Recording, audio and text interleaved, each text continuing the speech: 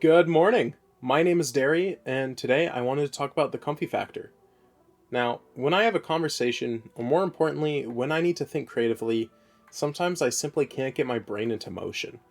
It's like any possible idea or imagination I did have gets stifled and extinguished before it has a chance to really spark.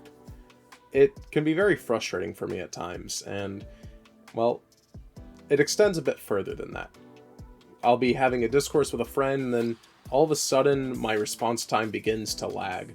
I sit there and I just can't keep up with what's being said, not because I'm, dumb, but rather because I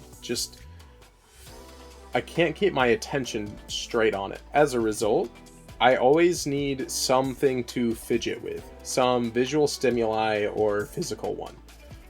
It could be something as simple as solving a Rubik's Cube, something as relaxing as just walking around while I'm talking, having a nice pace, or just having a video or show on to just give my eyes something to lock on.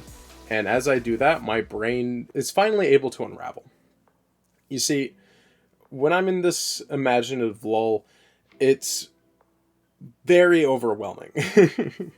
My capability of processing and being creative is quite stifled. If I have any ideas, they seize the ability to spark into something greater and just extinguish on the spot. And I hate it. If I could do what I want, I would be full creative ambition and inspiration my entire day.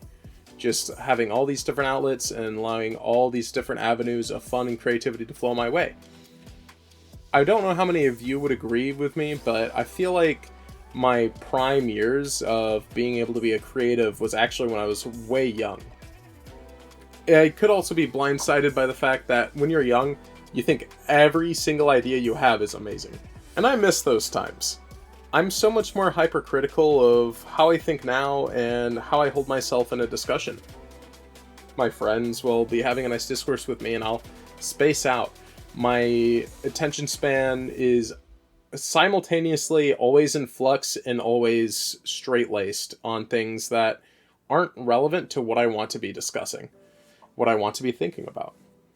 Sometimes I stare at a blank canvas and nothing comes to fruition, and it can be very frustrating. That's where the comfy factor comes in. Now, what is comfy factor? I first heard the term when I was looking at a Hightail blog post.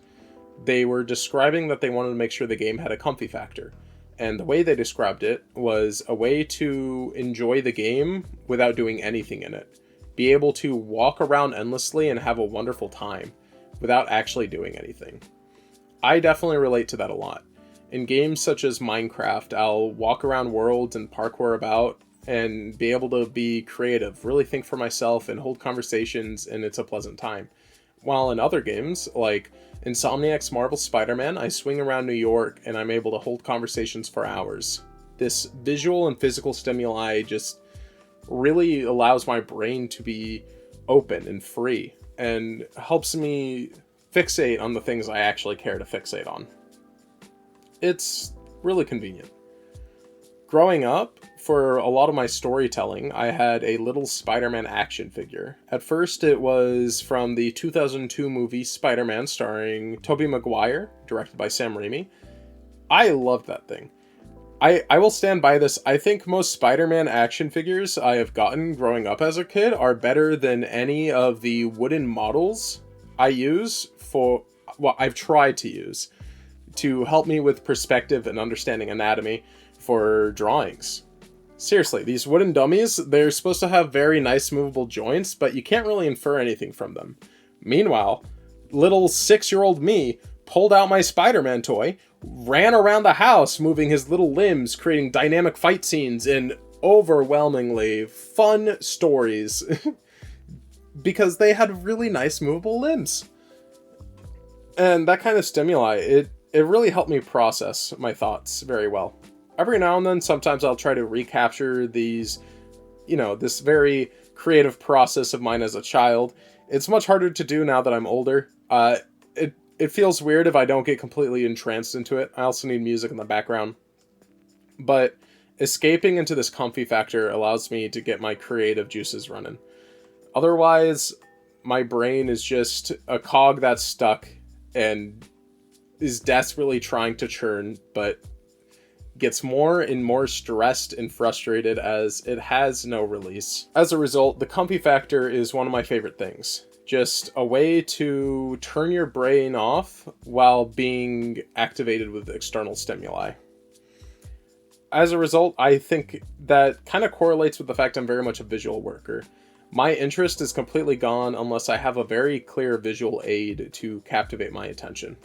Reading through a giant brick of text will never be as satisfying to me as having a little picture to the side of it to allow me to bounce back and forth between the text and the imagery.